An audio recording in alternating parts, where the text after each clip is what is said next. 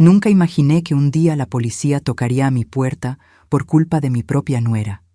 Mi nombre es Silvia, y durante toda mi vida construí una reputación de mujer honesta aquí en el lugar donde vivo. Pero hubo un momento en que todo eso casi se derrumbó, y la culpa no fue mía. Fue cuando me di cuenta de que algunas personas pueden sonreírte mientras preparan tu ruina por la espalda.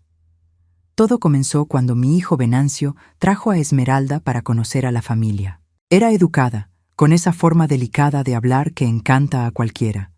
Venancio estaba completamente enamorado, y yo, como cualquier madre, quería ver a mi hijo tener su familia y ser feliz. Acepté a Esmeralda con los brazos abiertos, la traté como si fuera mi propia hija. Abrí mi casa y mi corazón. Se casaron 6 meses después, en una ceremonia hermosa en la iglesia de Nuestra Señora de Guadalupe. Nada podía contener mis lágrimas de alegría aquel día. ¡Qué ingenua era! Los primeros meses fueron tranquilos. Esmeralda venía a visitarme toda la semana, platicábamos de todo, pero poco a poco comencé a notar pequeños cambios. Empezó a hacer comentarios extraños sobre mis cosas. Preguntaba cuánto costaban los muebles, si había guardado dinero, si mi esposo había dejado alguna herencia cuando falleció. Al principio, pensé que era solo curiosidad. Mi esposo Héctor había muerto hacía 10 años, y sí, dejó nuestra casa y algunos ahorros. Nada del otro mundo, pero lo suficiente para yo vivir con dignidad. Un día, Esmeralda me preguntó si ya había hecho testamento. Me sorprendió la pregunta, pero respondí que sí, que todo quedaría para Venancio, mi único hijo. Ella sonrió, pero percibí algo diferente en aquella sonrisa, algo que me dejó incómoda.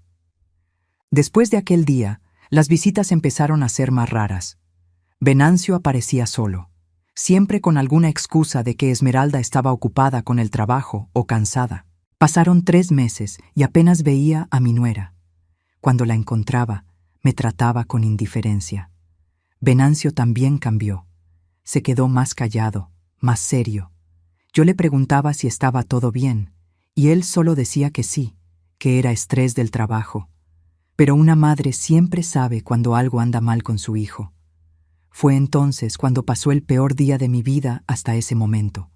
Era una tarde de domingo, y Venancio apareció en mi casa con Esmeralda. Pensé que sería una visita de reconciliación, que tal vez ella había extrañado mi presencia. Pero cuando se sentaron en mi sala, me di cuenta por la expresión de ellos que algo grave estaba por pasar. Esmeralda miró a Venancio, como esperando que él hablara primero, pero fue ella quien comenzó.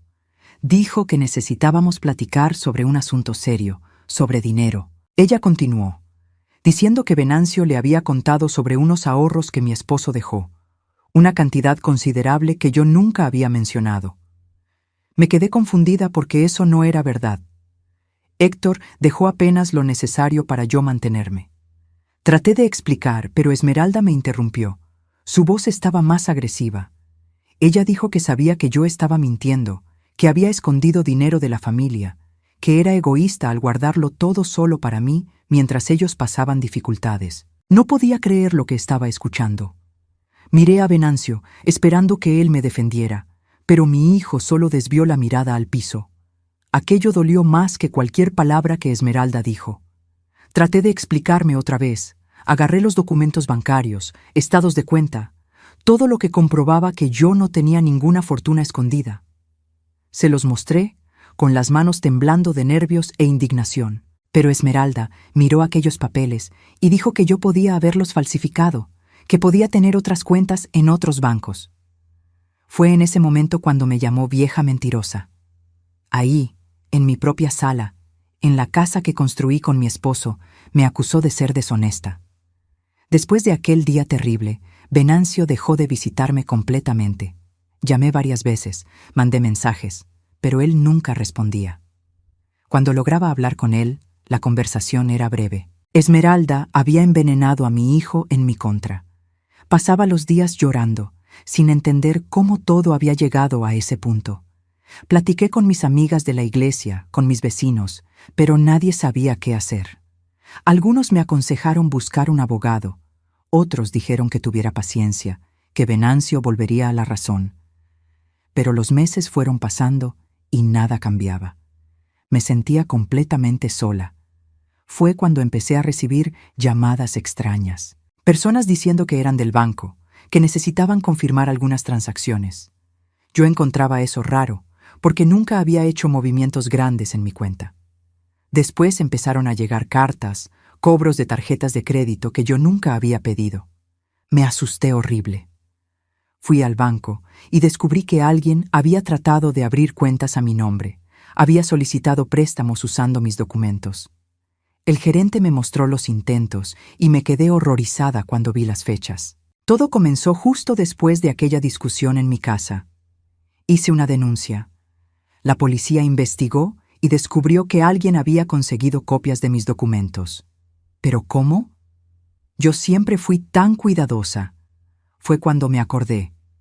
Meses atrás, antes de que todo se pusiera mal, Esmeralda había pedido sacar copias de mis documentos porque dijo que Venancio los necesitaba para incluirme como dependiente en su seguro de gastos médicos. Yo, como una tonta, confié y se los di. Ella tenía todo lo que necesitaba. Mi identificación, mi comprobante de domicilio, todo. La investigación avanzó y la policía logró rastrear algunos de los intentos de fraude hasta una dirección de IP. Me llamaron diciendo que habían identificado a los responsables y que harían una visita para arrestar a los involucrados. Yo no tenía idea de quién podría ser. Era una mañana de jueves cuando escuché los golpes fuertes en la puerta. Pensé que era para mí, que tal vez la policía venía a darme alguna noticia sobre el caso. Pero los golpes no eran en mi puerta. Eran en la puerta de la casa de al lado, la casa donde Venancio y Esmeralda se habían mudado 3 meses antes. Abrí mi ventana y vi 3 patrullas de la policía. Mi corazón se aceleró. Vi cuando los policías entraron a la casa y minutos después salieron con Esmeralda esposada. Ella gritaba que era un error, que no había hecho nada. Venancio salió detrás, desesperado, tratando de entender qué estaba pasando. Uno de los policías vino hasta mi casa y me explicó todo. Esmeralda había sido la responsable de todos los intentos de fraude. Ella había usado mis documentos para tratar de conseguir préstamos, abrir tarjetas de crédito, todo a mi nombre. Su plan era endeudarme, destruir mi nombre y después convencer a Venancio de que yo estaba mintiendo sobre no tener dinero. Ella quería que yo pareciera culpable, inestable, para que Venancio pidiera mi interdicción judicial. Así, él asumiría el control de mis bienes y ella tendría acceso a mi casa, a mis ahorros, a todo. Cuando Venancio descubrió la verdad, vino hacia mí destrozado. Lloró en mis brazos como no lloraba desde niño, pidiendo perdón por haberle creído a ella, por haber dudado de mí. Yo lo perdoné, porque es mi hijo y sé que fue manipulado.